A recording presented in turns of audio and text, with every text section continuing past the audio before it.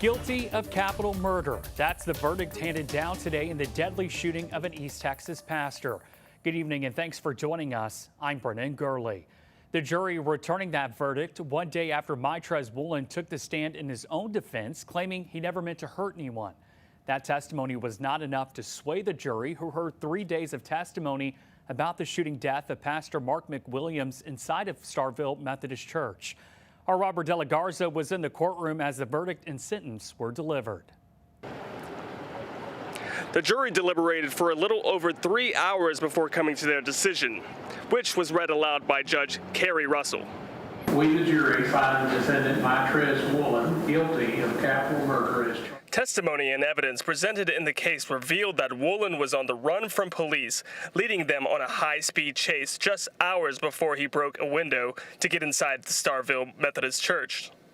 Pastor Mark McWilliams, his wife Rosemary, and Deacon Michael Sellers found Woolen hiding in the bathroom. Chaos erupts when Sellers opens that door.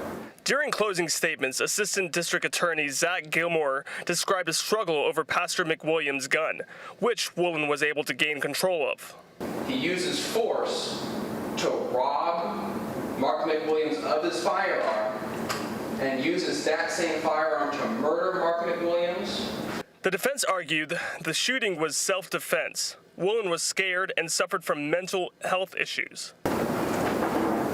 He took it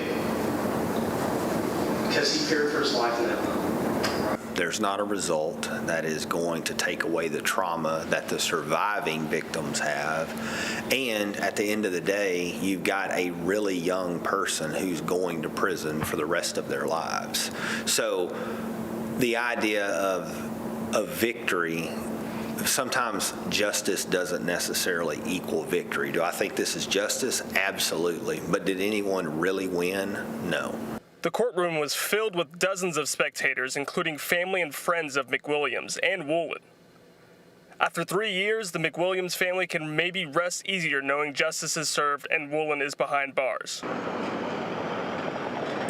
Maitrez Woolen was sentenced to life in prison without parole. The state did not seek the death penalty in this case because Woolen has a certified mental illness. He will have the opportunity to appeal.